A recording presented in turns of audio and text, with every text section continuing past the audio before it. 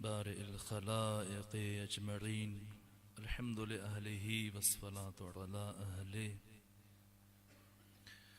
अस्सलातु वस्सलामु अला सय्यिदिल अंबिया'i वल मुरसलीन अल अब्दिल मुअय्यद अर्रसूलिल मुसद्दद अल मुस्तफ़ल अमजद अल हबीबिल अहमद अन नबीजिल उम्मीजिल मक्कीजिल सिराजिल नीरिल कौकबिद बिल वक़ार वस्सकीना अल मदफून बिअर्द मदीना सय्यिदिना व नबीजना व शफ़ीअ ज़ुनूबिना व तबीब क़ुलूबिना व हबीब नुफूसिना व मौलाना अबिल क़ासिम मुहम्मदन अल मुस्तफ़ा सल्लल्लाहु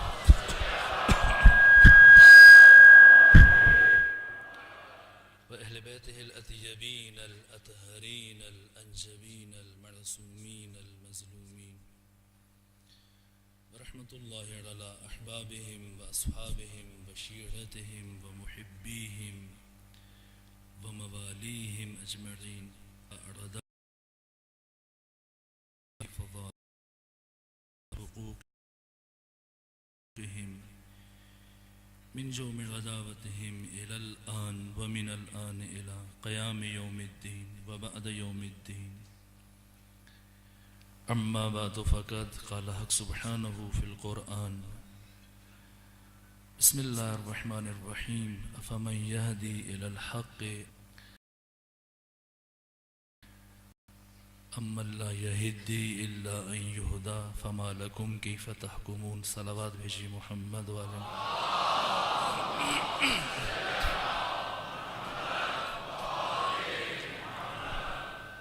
इससे पहले कि अपनी आगाज़ कर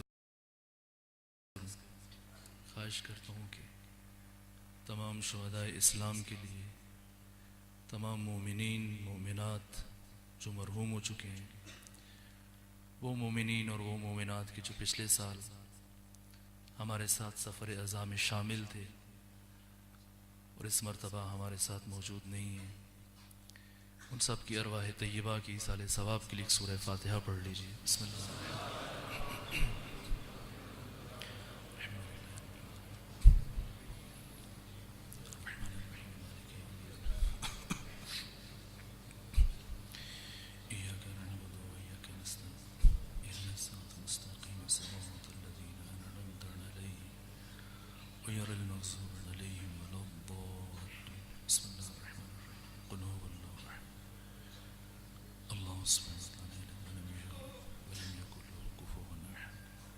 सलावत पढ़ दीजिए ख़ानदान सैयदा।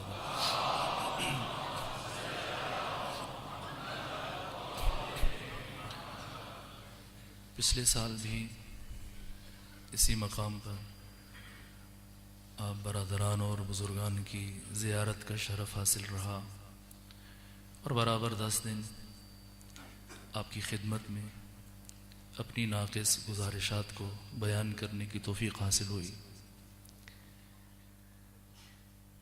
लेकिन जब आखिरी मजलिस थी यहाँ की, मजलिस शाम गरीबा, तो कुछ ऐसी सूरत हाल दरपेश थी और ऐसे हालात थे हमारे करीब में कि मजलिस से कुछ पहले ही जब सूरत हाल का इल्म हुआ और इज़्तिराबी कैफियत में मैं ज़्यादा देर तक आपकी खिदमत में मसाइब बयान नहीं कर सका और चंद मिनट में जो सामीन हज़रात मौजूद थे इक्तिफ़ा किया, चूँकि मुतवज्जे हो चुके थे कि अब क्या सूरत हाल दरपेश है और किस सिमत लेके जाना चाह रहे हैं। जो हुआ बराबर इत्तिला में रहे।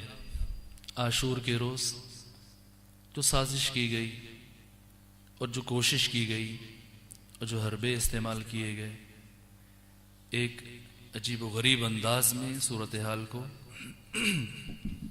दिए। इन महाफिल को, इन मजालिस को, इन अज़ादारियों को बेरौनक करने के लिए, ताकि इनकी रौनकें मांद पड़ जाएं, ये आज़ादारी और ये मजलिसें ख़त्म हो जाए। और बराबर इस अमल के बाद फिर कई दिन तक, मुझे ज़्यादा आदत नहीं है टेलीविज़न के सामने बैठने की, लेकिन एक ऐसी कैफियत थी इस तरह भी, और ऐसी सूरत हाल बनाई जा रही थी कि ख़ुद मैं भी बराबर कि ये क्या कह रहे हैं। और जो बयान किया जाता रहा वो सुनने का मौका मिला, उससे अंदाज़ा हुआ कि दुश्मन के दिल में क्या है, वो क्या चाहता है, उसके मकासद क्या हैं, उसके अहदाफ क्या हैं। यही कि बस आहिस्ता आहिस्ता इन आज़ादारियों को, इन मजालिस को, इन सारे सिलसिलों को ख़त्म कर दिया जाए, इनकी रौनकों को कम कर दिया जाए। लेकिन 1 साल गुजरने के बाद इसी मकाम पर, उसी तदाद में आप हज़रात की ज़ियारत करके ये महसूस हो रहा है कि दुश्मन कभी भी इस तरह के हीलों में, इस तरह की साजिशों में और इस तरह की कोशिशों में कामयाब नहीं हो सकता।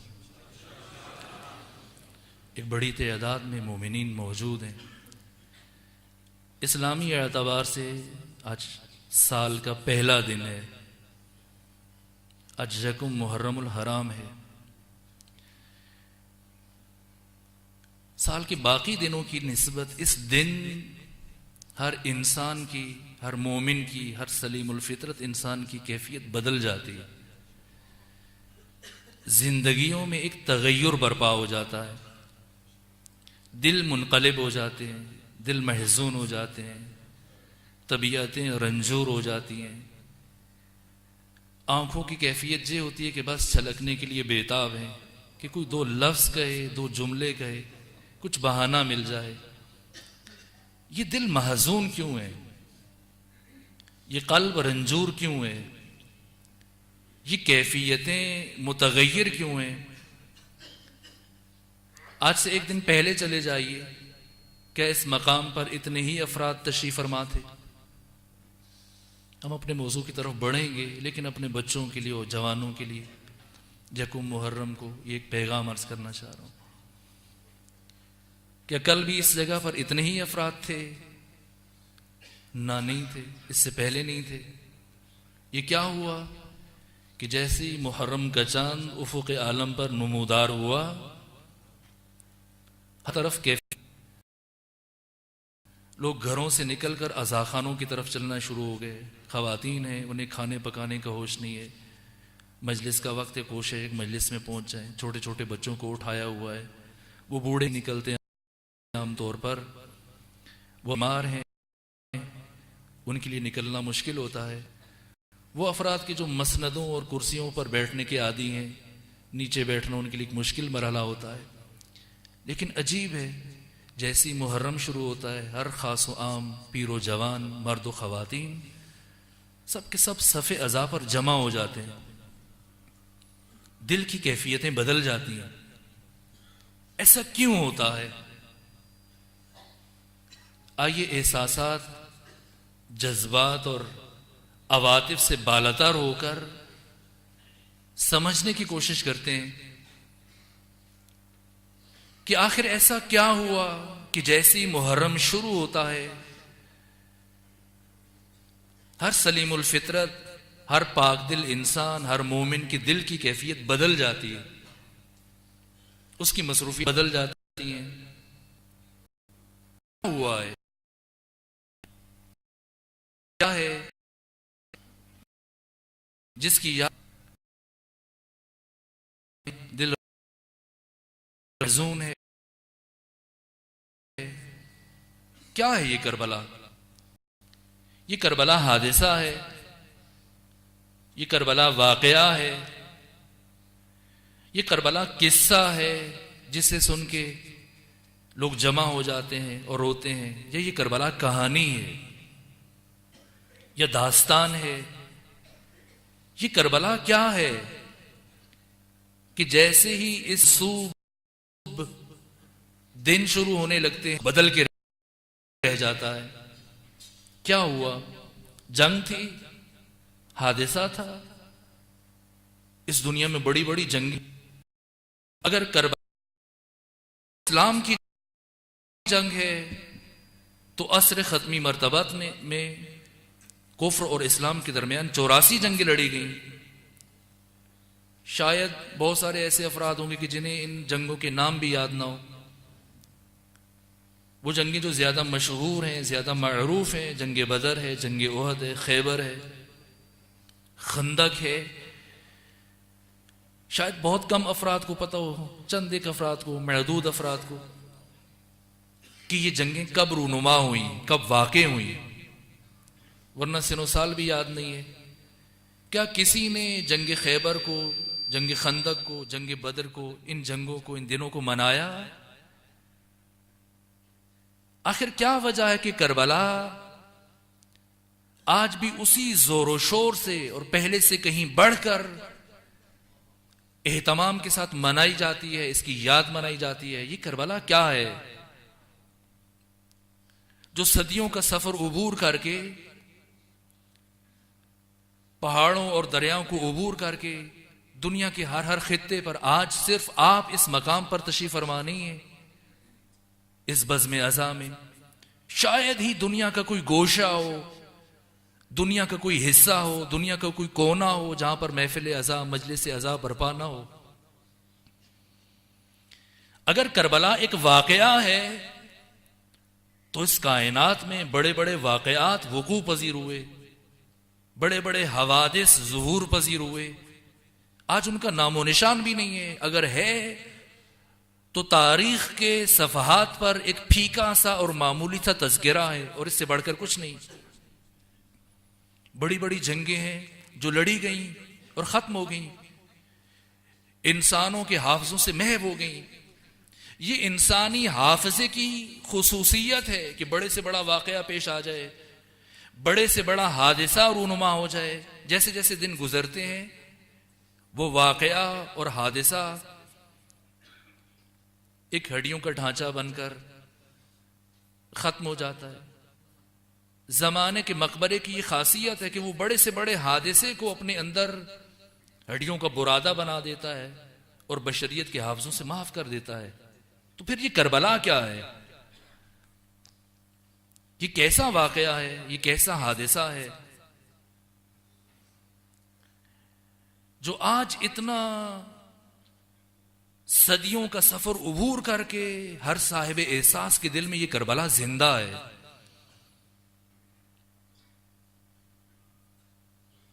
आखिर वो कौन से असबाब हैं? आइए बढ़ते हैं करबला की तरफ और ये समझने की कोशिश करते हैं कि वो कौन से ऐसे अवामिल हैं, वो कौन से ऐसे इलल असबाब हैं, वो कौन सी वजूहात हैं जिन्होंने करबला को अबदी बना दिया, जिन्होंने करबला को सरमदी बना दिया, जिन्होंने करबला को आफाकी बना दिया, जिन्होंने करबला को लाफानी बना दिया कि कुछ भी हो जाए कभी क़यामत तक करबला हाफिज़ा बशरियत से महव नहीं हो सकती। वो कौन से अवामिल हैं? ये करबला क्या है? बहुत कुछ लिखा गया है इस मौजू पर। करबला से मुताल्लिक जो लिखा गया वो बहुत ज्यादा है दुनिया की मुख्तलिफ जुबानों में। लेकिन जब मैंने खुद मुताला करना शुरू किया मकतब करबला से मुताल्लिक एक ऐसी किताब कि जो इस मौजू पर मुनफरिद तरीन और जामे तरीन किताब है, इससे बेहतर किताब मेरी निगाह से नहीं गुजरी, वो अल्लामा तकी जाफरी की शोरा आफाक किताब है। हुसैन इब्न अली शहीद फरहंग पीशरोए बशरियत। और इस किताब का बड़ा हिस्सा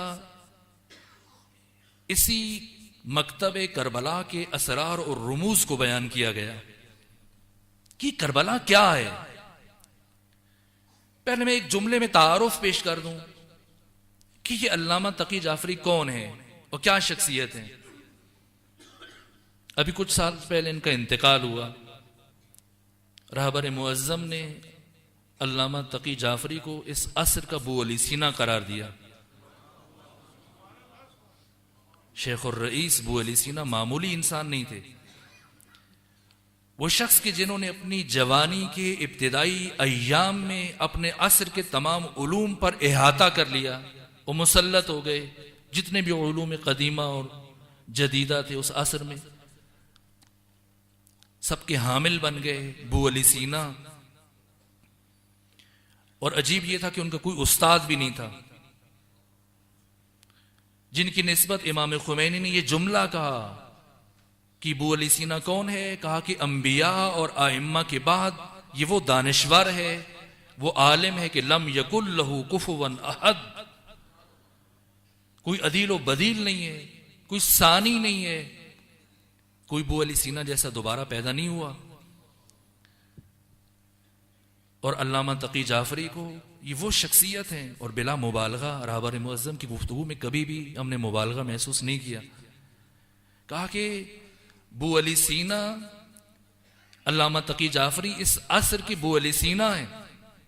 बू अली सीना की निस्बत उस्ताद अल्लामा जवादी आमली, एक जुमला कहा उन्होंने। किसी ने पूछा कि ये शिया थे या सुन्नी थे बू अली सीना, नाराज हुए। कहा तू मुझसे उस शख्स के मजहब के बारे में क्या पूछता है जिसका उस्ताद नमाज के अलावा कोई दूसरी चीज नहीं थी। जब भी मुश्किल मसला पेश आता था बू अली सीना को नमाज पढ़ते थे। अजीब इंसान था। और अल्लामा तकी जाफरी की निस्बत अब यही, इन्होंने ये किताब लिखी है, करबला से मुताल्लिक है, और बहुत अजीम किताब है। जहां से उन्होंने शुरू किया, मैं आज अपने अंदाज़े गुफ्तगू से हटकर, इसलिए कि इन बच्चों और जवानों तक जो बात मेरे दिल में है, चाहता हूं कि किसी तरह इनके क़ुलूब और अज़हान और उक़ूल तक पहुंचाने में कामयाब हो जाऊं। एक सलावत पढ़िए खानदान सैयदा पर।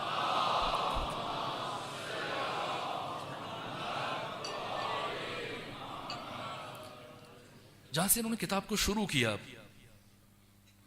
कहा कि आप अपने घर में दाखिल होते हैं, जब घर में दाखिल होते हैं, मिसाल दी, आपकी बहन या आपकी जोजा या आपकी बेटी घर में मसलन कोई लिबास है, हाथ के साथ धोने में मसरूफ है, साबुन के साथ, सर्फ के साथ, किसी भी चीज के साथ, जब वो धो रही है तो उससे कुछ बुलबुले उठ रहे हैं। देखा आपने जब साबुन, अगर वहीं बैठे बैठे आपके ज़हन में ये ख्याल पैदा हो जाए उन बुलबुलों को देखकर कि इनमें से किसी एक बुलबुले की मसाहत मालूम करें, यानी इसका तूल, अर्ज और उम्क मालूम करें। अगर आपके दिल में ये ख्याल पैदा हो तो आप किसी माहिर से रुजू करेंगे। जाहिर है कि आप खुद ये काम नहीं कर सकते। जो इंजीनियर है, जो इस फन में माहिर है, उससे रुजू करेंगे कि तुम बताओ ये जो बहुत सारे तादाद में बुलबुले हैं, इनमें से इस एक का, इसकी मसाहत क्या है। अगर वो अनाड़ी ना हुआ तो तुमसे कहेगा कम अज कम मुझे 3 दिन चाहिए ताकि मैं मसाहत मालूम करके तुम्हें बता सकूं। और अगर आप कहें कि 3-4 से मुतालिक बताओ तो फिर वो कहेगा कि इंतजार करो, गर्मियों की छुट्टियों का ऐसा मौका हो कि मैं तफसील से बैठूं इत्मीनान से, फिर बताऊं तुम्हें। मसलन फलसफा मिसाल तकरीब ज़हन है, मिसाल में नहीं उलझना चाहिए, ये पुल बनाना चाहिए और उस मतलब तक पहुंचने की कोशिश करनी चाहिए। और अगर आप कहें कि इन सब के बारे में मुझे कोई बच्चा ये ख्वाहिश कर बैठे, या कोई बड़ा जो ज़हनी एतबार से बच्चा हो, वो कह दे कि मुझे बताओ इनके बारे में, और वो उसकी ख्वाहिश का एहतराम करे और संजीदा हो जाए और चाहे कि बताए, बैद नहीं कि खुदकुशी कर ले, मुमकिन नहीं है, सारी उम्र लगा ले। क्या है? एक नापायदार तरीन मखलूक है ये बुलबला, जो सतह आपके ऊपर नमूदार हुआ, जिसकी उम्र नहीं है सिरे से, चंद लम्हों के लिए उभरता है। लेकिन अगर इसकी मसाहत जानना चाहते हैं आप, तो उसके लिए एक वक्त चाहिए जिसमें हम समझ सकें, जांच सकें, परख सकें, देख सकें, उसकी तूल व अर्ज और उम्क मालूम कर सकें। और दूसरी मिसाल दी, कहा कि आप घर से निकलते हैं सुबह और रास्ते में आप देखते हैं कि कोई साहब रास्ता चलते हुए राहगीर, ऐसे ही आप सुबह देखें तो हर शख्स घर से अपने काम के लिए निकलता है। कोई कॉलेज जाता है, कोई यूनिवर्सिटी जाता है, कोई स्कूल जाता है, कोई दफ्तर की तरफ जाता है, कोई कारोबार की तरफ जाता है। कभी आपने देखा कि रास्ता चलते हुए बास अफराद आपस में उलझ जाते हैं, उनकी तलखी शुरू हो जाती है, उनके दरमियान किसी बात पर गुस्सा हो जाता है। मसलन आप बस में सवार हो जाएं, देखें किसी बात पर बस के अंदर बाज लोग उलझना शुरू कर देते हैं रास्ते में खड़े खड़े। कभी कभी ऐसे होता है कि बाज ऐसे अफराद जो अपने कयाफे से बड़े मुहज्जब, बड़े मुसक्कफ, बड़े पढ़े लिखे, बड़े सुलझे हुए, तालीम याफ्ता दिखाई देते हैं, उनको भी इंसान देखता है कि वो गुस्सा करना शुरू हो जाते हैं, लड़ना शुरू हो जाते हैं, और थोड़ा वक्त गुजरने के बाद इस गुस्से में शिद्दत आना शुरू हो जाती है, और इतनी शिद्दत आ जाती है कि फिर उन्हें उनके अपने आज़ा पर कंट्रोल नहीं रहता, अपनी जुबान पर कंट्रोल नहीं है, अपने हाथों पर कंट्रोल नहीं है, मुंह से कुछ भी निकल रहा है लेकिन ये काबू नहीं कर पा रहा, हाथ चल रहे हैं, लोग छुड़ाते हैं। उस लम्हे की ये कैफियत कुछ लम्हे पहले इंसान सोच नहीं सकता कि ये इंसान ऐसे भी कर सकता है। अगर नफ्सियाती एतबार से इस अमल की तहलील की जाए और इसकी दकीक वजूहात मालूम की जाए कि आखिर वो कौन से ऐसे असबाब हैं कि जो ऐसे सुलझे हुए, इतने मुहज्जब और मुसक्कफ और तालीम याफ्ता और पढ़े लिखे इंसान को इस कैफियत में दाखिल कर रहे हैं। अगर कोई समझना चाहता है, ये अल्लामा फरमा रहे हैं, और जानना चाहता है कि ऐसे क्यों हुआ, वो शख्स जो कुछ देर पहले तक एक बेहतरीन कैफियत में था अब बदतरीन कैफियत में दाखिल हो गया, तो कहा कि कम अज कम इस अमल के तज्जिया के लिए 1 साल चाहिए माहिरीन नफ्सियात को, ताकि वो वजूहात और अवामिल और इलल और असबाब मालूम कर सकें कि ऐसे क्यों हुआ। ये वो वाकयात हैं शायद इनकी तरफ आज तक आपने सोचा भी नहीं होगा, ये वो मिसालें हैं, और अल्लामा ने भी इसीलिए दी, कहा ये कमतरीन मिसालें, ये कमतरीन बातें जिसकी तरफ इंसान का जहन नहीं जाता, अगर इनका अब इंसान मालूम करना चाहे तो उसके लिए इतना वक्त दरकार है। तो ये करबला कि जो मारिफत का बारे ज़ख़ार है, जो मारिफत का बेकिनार समंदर है जिसका कोई किनारा नहीं है, इस मकतब करबला को समझने के लिए कितनी जिंदगियां चाहिए, कितना अरसा चाहिए, ये समझने के लिए और ये जानने के लिए और ये जांचने के लिए कि वो कौन से ऐसे अवामिल हैं, वो कौन से ऐसे असबाब हैं कि जिन्होंने करबला को अबदी बना दिया, जिन्होंने करबला को सरमदी बना दिया, जिन्होंने करबला को नापायदार, पायदार और आफाकी बना दिया कि अब रहती दुनिया और बहते पानी तक करबला हर आने वाले दिन पहले से ज्यादा बेहतर और अजीमतर अंदाज में बर्पा की जाएगी। कैसे समझें करबला को, ये मकतब करबला, इसकी मारिफत कैसे हासिल करें? क्या इन हवास के जरिए से, इन आंखों से हम करबला का इदराक कर सकते हैं? इन हवा से खमसा की मदद से हम मकतब करबला को समझ सकते हैं? इसलिए कि इंसान का पहला इल्म जो दुनिया में आने के बाद उसे हासिल होता है, यह इल्म इल्म हिस्सी है, और हर वो शय कि जो हवा से खमसा की रेंज में आ जाए इस इंसान के लिए मजहूल से मालूम बन जाती है। कैसे दर्द किया जाए, कैसे इदराक किया जाए करबला का? आया हवास के जरिए? ना, ये तो धोखा खा जाते हैं। अक्सर हवास धोखा खाते हैं और इंसान मुतवज्जे नहीं होता। आप कभी रेल की पटड़ी के दरमियान खड़े हुए हैं? जी, बहुत दफा खड़े हुए, देखा इनको सामने उफुक में, देखा कभी आपने ये जो 2 लाइनें जा रही हैं, तो क्या देखा?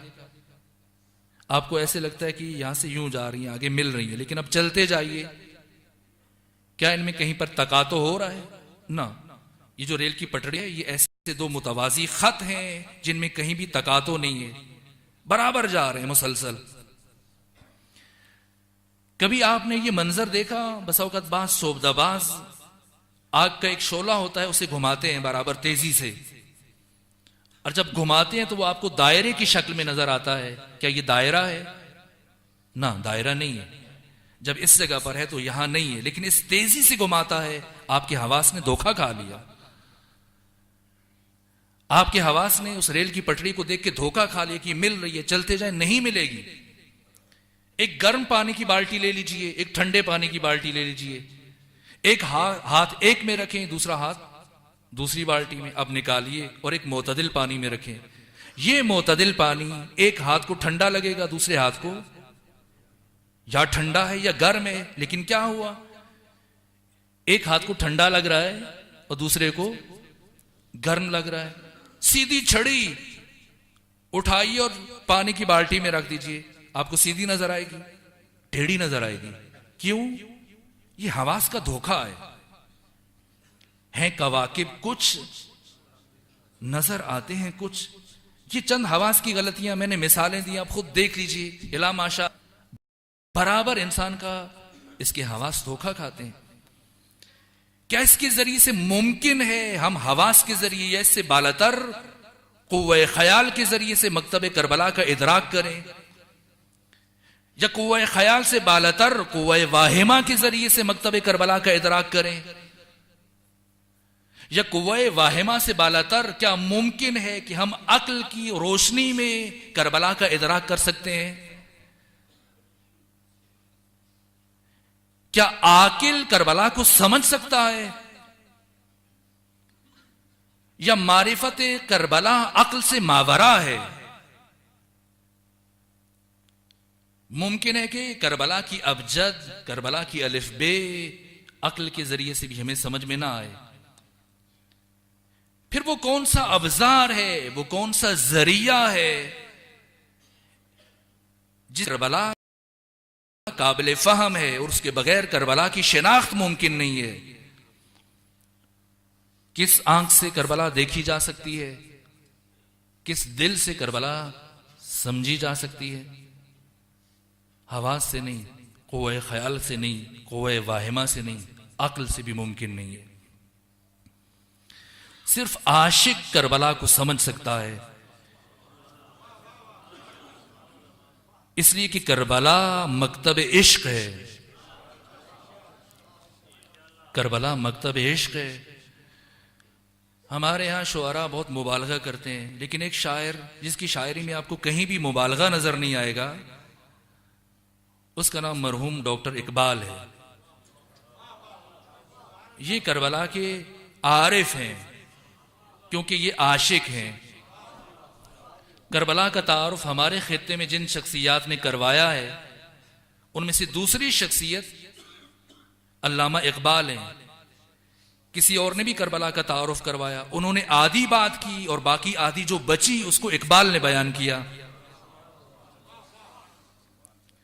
किसी ने कहा बहुत पहले और आज तक वो कलेमात फिजाओं में गूंज रहे हैं। मेरा कोई भी ऐसा सामे नहीं होगा जिसके हाफजे में ये कलेमात महफूज ना हो। शाह अस्त हुसैन, बादशाह अस्त हुसैन, दीन अस्त हुसैन, दीन पनाह अस्त हुसैन, सरदाद दस्त दर दस्ते यजीद हक्का के। ये बहुत बड़ा जुमला है। हक्का के बिनाए ला इलाह, ये अजीब तारुफ है जो ख्वाजा मोइनुद्दीन अजमेरी ने करबला का पेश किया। करबला बिनाए ला इलाह है, इसलिए कि करबला का जाहिरी आगाज कब हुआ? 28 रजब को। यह करबला का जाहिरी एतबार से यहां से आगाज हो रहा है, जब कोई मरा और उसके मरने के बाद उसका बेटा हाकिम बना और खत मदीने में पहुंचा और वलीद ने इमाम को तलब किया कि बैअत करो, और इनकार किया। क्या कहकर? ला इलाह, कोई इलाह नहीं है। ये शुरू हो रही है और यहां पर आकर रुक गए ख्वाजा मोइनुद्दीन अजमेरी। मुझे क्यों रुके? शायद किसी दूसरे आशिक के लिए बाकी हिस्सा छोड़ दिया कि कोई आए और आकर बाकी हिस्से को बयान करे और इस मफहूम को मुकम्मल कर दे। और कोई आया और उसने आके मुकम्मल किया। कैसे? कहा कि नक्शे शुरू यहीं से किया जहां से मरहूम अजमेरी ने खत्म किया है। हक्का के बिनाए ला इलाह अस्त हुसैन, कोई आया और उसने बिल्कुल वहीं से शुरू किया, ला इलाहा पर खत्म किया अजमेरी ने। और जब इकबाल आए, कहा कि नक्श इल्लल्लाह बर सहरा नविश्त। क्या किया हुसैन ने? ये इकबाल कौन है? क्या इकबाल ने करबला को अक्ल से देखा है या इश्क से? खुद इकबाल ने, और बेहद ही अजीब तर्जुमान है ये कुरान और अहले बैत के मरहूम इकबाल। अक्ल को कभी मंजिल नहीं कहा, खुद कहा गुजर जा अक्ल से आगे कि ये नूर चरागे राह है, मंजिल नहीं है।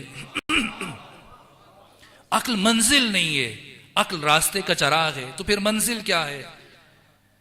और ऐसा ना समझा जाए कि शायद इकबाल अक्ल और इश्क के दरमियान तजाद के कायल हैं और तसादुम के कायल हैं और तारुज के कायल हैं कि ये अलग चीजें हैं, जैसा बाबा बुल्ले शाह ने कहा। ना, ऐसा नहीं है। लेकिन इकबाल ने अक्ल को इश्क की इब्तिदा करार दिया, नफी नहीं है। ऐसा नहीं कि आमने सामने खड़े हैं ना, लेकिन अक्ल की हदें है खैरत की, इश्क की, दोनों की हस्ती नजर। ये शहीद नगमा है, वो मुब्तलाए साज है। यह अक्ल और इश्क के दरमियान जो इम्तियाज बयान किया, इसमें तारुज नहीं है। और करबला क्या अक्ल से समझा जा सकता है? कहा नहीं। करबला मकतब इश्क है। करबला की बात, करबला की हदीस, हदीस इश्क है। करबला की किताब, किताब इश्क है। करबला का निसाब, निसाब इश्क है। और अबवाब भी बता दिए मरहूम इकबाल ने। कहा कि हदीस इश्क, या कहूं किताब इश्क, या कहूं निसाब इश्क, दो बाबस, करबला व दमिश्क। यके हुसैन रकम कर, दीगरे ज़ैनब। एक बाप को हुसैन ने लिखा, दूसरे को ज़ैनब ने लिखा। ये निसाब इश्क है, जिसे लिखने वाले सिर्फ दो हैं, एक हुसैन इब्न अली है, एक ज़ैनब बिन्त अली है। पहले मरहले में हुसैन ने लिखा, क्या लिखा? नक्श इल्लल्लाह बरसारा नविश्त। हुसैन ने करबला की जमीन पर इल्लल्लाह लिख दिया कि सिवाय उसके कोई माबूद नहीं है। ये कैसा इल्लल्लाह? ये जो मुल्ला इल्लल्लाह की मशकें करता है, हुसैन ने भी वही इल्लल्लाह लिखा ना। वो इल्लल्लाह लिखा हुसैन ने अपने खून की सुर्खी से, जो सत्र इनवाने नजाते मानविश्त, जो कयामत तक आने वाली बशरियत की निजात की सनद है। अन के बख्शत बेयकीन आरा यकीन, वो हुसैन की जिसने बेयकीनों को यकीन अता कर दिया। अन के लर्जद अस सुजूदे उ जमी, वो हुसैन की जिसके सजदों से करबला की सरजमीन पर जलजले आ रहे थे। अजीब कैफियत है, जिसे अल्लामा तकी जाफरी ने लिखा अपनी किताब में। कहा कि हुसैन इब्न अली करबला के दिन जो जो अमल अंजाम दे रहे थे, एक तो बराबर शबे आशूर हुसैन इब्न अली का ज्यादा वक्त सजदों में गुजर गया। अब इस रात को 3 हिस्सों में तकसीम किया और एक हिस्सा बराबर सजदे में रहे। और रोजे आशूर भी मसरूफ तरीन दिन है हुसैन इब्न अली की जिंदगी का, लेकिन इस रोजे आशूर जो सबसे ज्यादा अमल अंजाम दिया हुसैन इब्न अली ने, वो सजदा है। ये आशिक की निगाह है। और देखिए क्या कह रहे हैं, सजदा है। किसी को भेज रहे हैं मैदान की तरफ तो सजदे में सर है, किसी की लाश उड़ने के लिए जा रहे हैं और सजदे में सर है। पहले सजदा किया फिर उठाया। किसी की लाश को लेके आए खेमे के पास, सजदा किया। जैसी जख्म लगता है जीने फरस के ऊपर सजदा कर रहे हैं। करबला की सरजमीन पर, करबला के चप्पे चप्पे पर हुसैन इब्न अली सजदा कर रहे हैं। क्यों? ताकि मैं इतने सजदे करके चला जाऊं करबला की सरजमीन पर कि मेरा आने वाला ज़ायर क़यामत तक जहां से भी मट्टी उठा के ले जाए उसके लिए सजदेगा बन जाए। ये आशिक है और आशिकों के लिए इश्क की सनद छोड़ के जा रहा है। करबला मकतब इश्क है। वो कौन से अवामिल हैं कि जिन्होंने करबला को सरमदी बना दिया, अबदी बना दिया, लाफानी बना दिया। करबला बहुत पहले से शुरू हुई। कब से शुरू हुई? किसी ने इमाम सज्जाद से पूछा,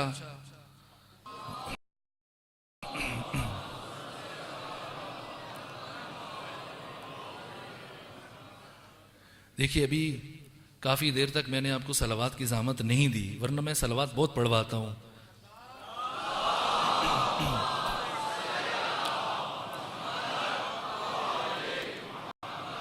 का फर्जंद रसूल ये तो बताइए कि आपके वालिद बुजुर्गवार को किस दिन शहीद किया गया? का जुमा के दिन। का आपकी फूफी अम्मा से सैयदा ज़ैनब से एक रिवायत पहुंची हम तक कि सैयद शुहदा को पीर के दिन शहीद किया गया। करबला क्या है? करबला क्यों अबदी है? मैं मजबूर हूं इस वजाहत पे, और आज की हद तक इससे ज्यादा आपको आने वाले दिनों में ये ज़हमत नहीं दूंगा। आज इस तरह से भी आप सुनिए। कहा कि क्या जुमा के दिन शहीद हुए? आप फरमा रहे हैं जुमा के दिन, लेकिन आपकी फूफी फरमाती हैं सैयदा कि पीर के दिन शहीद हुए। कहा कि वो भी सही फरमाती हैं कि ये कैसे मुमकिन है कि एक इंसान दो औकात में शहीद हो, जुमा के दिन भी और पीर के दिन भी। फरमाया बज़ाहिर हुसैन इब्न अली जुमा के दिन शहीद हुए, लेकिन बबातिन दर हकीकत हुसैन इब्न अली पीर के दिन शहीद हो गए थे। इसी के क़ुतिल अल हुसैन बिस्सक़ीफ़ा, हुसैन सक़ीफ़ा के दिन शहीद हो गए। जिस दिन सक़ीफ़ा बरपा हुआ वो हुसैन इब्न अली की शहादत का आगाज था। यानी करबला सक़ीफ़ा से शुरू हो रही है।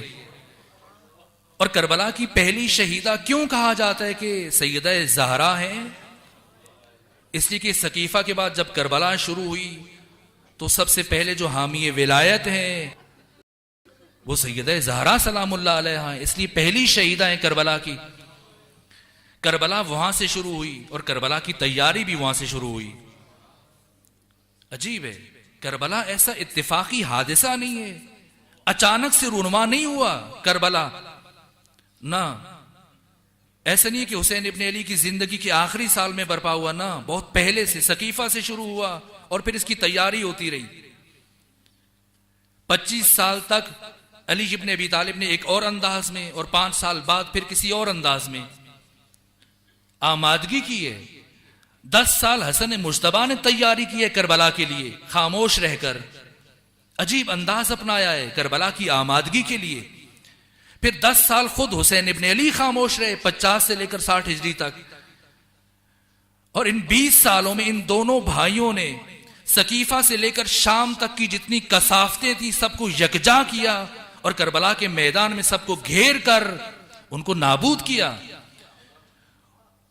और जो आलूदगी बची थी फिर शरीकतुल हुसैन ने उसका ताक़ुब किया। करबला को इस निगाह से भी देखना चाहिए, करबला को इस दीद से भी देखना चाहिए, इस अंदाज से भी देखना चाहिए। और जब करबला वहां से शुरू हुई तो उसकी तैयारी भी, जिन्होंने इस करबला को बर्पा करना था, अगर एक फर्द हुसैन इब्न अली अपने लश्कर में, अपनी सिपाह में और अपनी फौज में किसी एक गैर जिम्मेदार फर्द को ले जाते साथ, बताएं आज आप इस जगह पर जमा होते? मुमकिन नहीं था।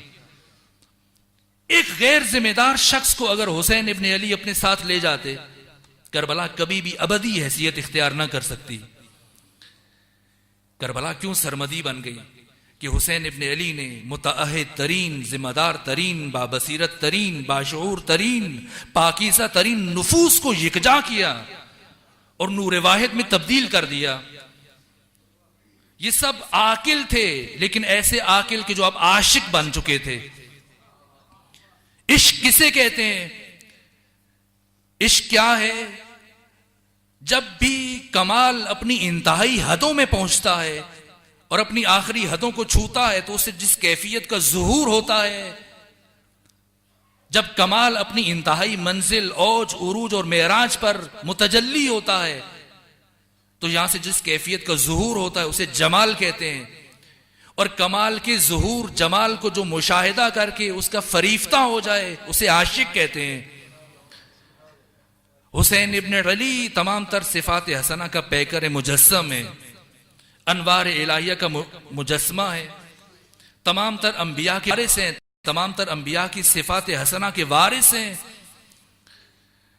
तमाम तर अंबिया की इस्मतों का खुलासा है हुसैन इब्न अली। इस कायनात की ज़ेबतरीन हस्ती, इस कायनात की खूबसूरत तरीन जात हुसैन इब्न अली। और जो सलीमुल फितरत इंसान था, जो भी पाकीज़ा तरीन कल्ब का हामिल था, वो इस जमाल मुजस्सम के गिर्द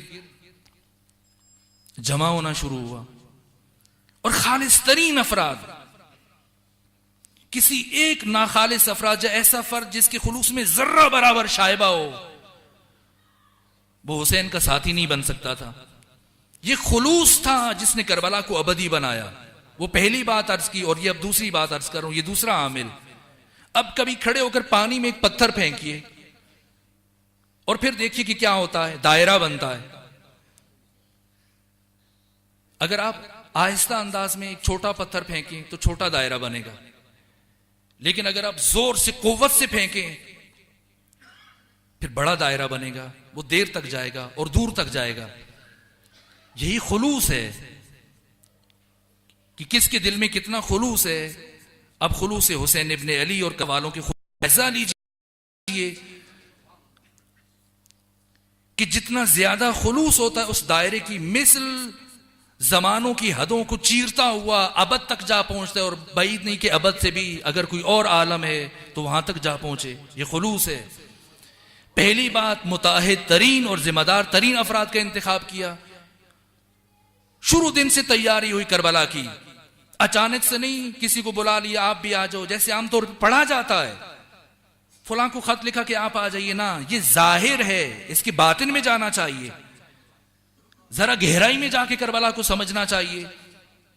करबला बहुत पहले से शुरू हुई, करबला के मुजाहिद बहुत पहले से तैयार हुए, करबला के सिपह सालार बहुत पहले से तैयार हुए। मासूमीन जानते थे कि क्या होने वाला है, उम्मत किस तरफ चल पड़ी है, अब क्या होगा और उसके लिए क्या तैयारी होनी चाहिए। इसलिए अली इब्न अबी तालिब ने अपने भाई अकील से कहा कि जब तुम माहिर इल्म अंसाब हो, तलाश करो किसी ऐसी शुजा तरीन खातून को, किसी ऐसे खानदान को तलाश करो। मुझे एक बहादुर बेटा चाहिए जो मेरे बेटे की फौज का सिपह सालार बन सके। अली बाबे मदीनतुल इल्म है, वारिस मिंबर सुलूनी है, इस कायनात का सबसे बड़ा आलिम है। वो अली के जिसके सामने अगर दुश्मन आ रहा है, अली सिर्फ इसलिए तलवार उठा रहा है कि शायद इसकी 70वीं पुश्त में मेरा कोई चाहने वाला पैदा हो रहा है। वो अली की जो कयामत तक आने वाली नस्लों तक झांकने की सलाहियत रखता है, वो अली नहीं जानता इस कौन सी खातून इस लायक है कि जिससे अक्द किया जाए। क्यों अकील का इंतखाब किया? ये तैयारी है और ये अजीब अंदाज है। इमाम के हर हर अमल में, इमाम के हर हर कौल में हिकमत चाहिए, और हिकमत है।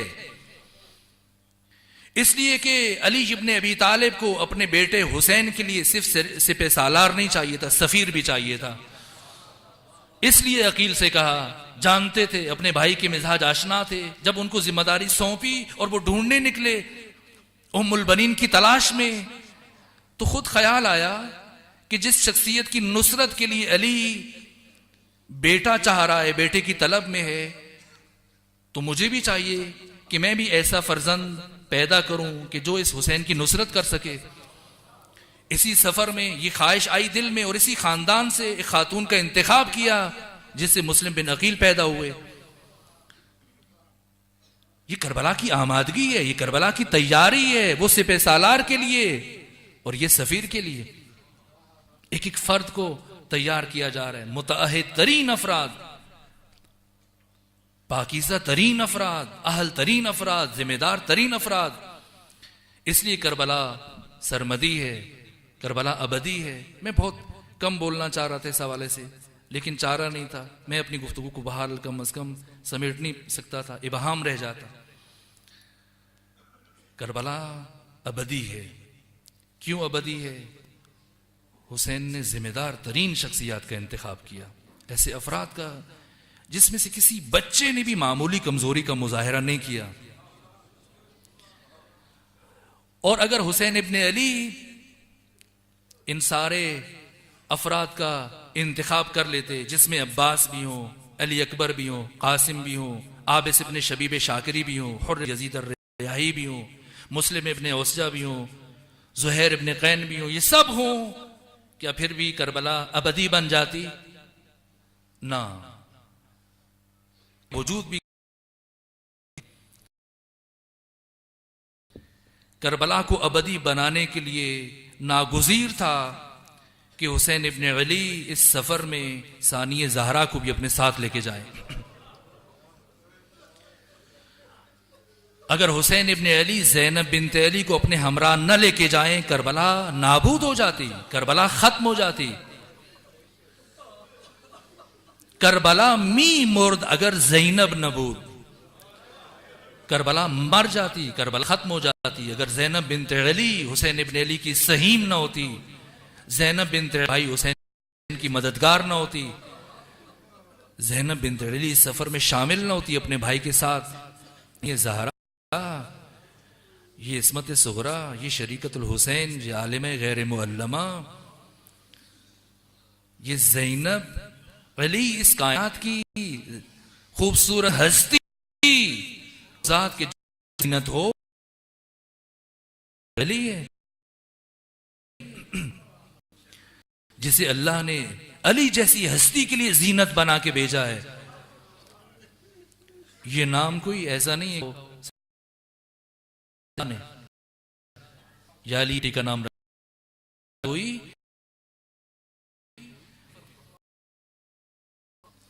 तो बीबी ने कहा मौला से कि आप बेटी का नाम तजवीज़ कीजिए। कहा ना, मैं रसूल लिखता कि रसूल आ जाए। और जब रसूल पहुंचे, अर्ज किया गया कि नाम तजवीज़ करें। कहा ना, मैं अल्लाह पर सबकत नहीं ले जा सकता, इस बच्ची का नाम खुद परवरदिगार तजवीज़ करेगा।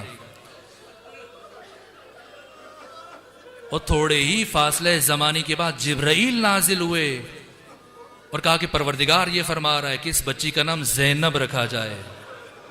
ये परवरदिगार की तरफ से है। ज़ैनब बिन्त अली सैयदा ज़हरा की, ज़िंदा ज़हरा की तसलसल है। बज़ाहिर 18 बरस की जिंदगी में सैयदा ज़हरा शहीद हो गई, लेकिन दर हकीकत सैयदा ज़ैनब बिन्त अली की शक्ल है। ये 28 रजब को मदीना नहीं जा रहा, इसीलिए रावी कहता है कि मैं दूर खड़े होकर ये मंजर देख रहा था कि बनु हाशिम के जवान बारी बारी एक जवान आगे बढ़ता है, एक एक बीबी का शाना थामता है, बीबी को महमल के ऊपर सवार करता है, फिर एक दूसरा जवान आता है, वो दूसरी बीबी को महमल के ऊपर सवार करता है, फिर एक तीसरा जवान आता है। मैं ये महसूस कर रहा था कि शायद अली अकबर अपनी माँ को सवार कर रहे हैं, कासिम अपनी माँ को सवार कर रहे हैं, सब अफराद सवार हो रहे हैं।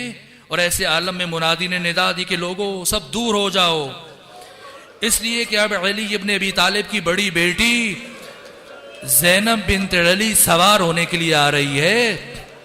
जैसी ज़ैनब बिन्त अली का नाम बुलंद हुआ, हुसैन इब्ने अली ने कुर्सी छोड़ दी। इसानिए ज़हरा है, ये फातिमा तो ज़हरा है, इमामत ने कुर्सी छोड़ी और खड़े हो गए अपने मकाम पर, और चल के नहीं दौड़ के तेजी से आगे बढ़े, जाकर अपनी बहन का शाना थामा। अबुल फजल अब्बास ने अपना जानू पेश किया, अली अकबर ने अम्मारी का पर्दा हटाया, इस शान से सानिए ज़हरा को सवार किया और ये बीबी चली। और सारे सफर में आगे आगे अबुल फजल अब्बास हैं, एक तरफ कासिम है, एक तरफ अली अकबर हैं, इस शान के साथ बीबी की सवारी के साथ करबला है। ये 28 रजब को और वो 10 मुहर्रमुल हराम और फिर 11 मुहर्रमुल हराम, जब बीबी करबला से रवाना हुई, आज किसने सवार किया?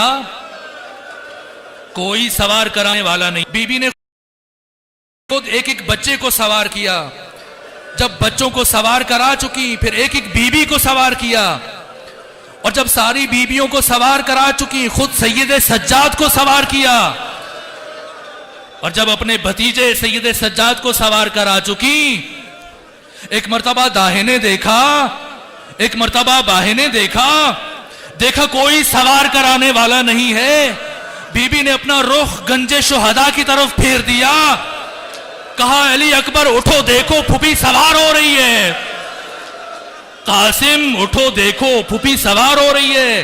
रावी कहता है बीबी ने हर हर शहीद का नाम एक मर्तबा लिया, लेकिन एक नाम ऐसा था जिसे बीबी बार बार कह रही थी, अब्बास उठो बहन सवार हो रही है।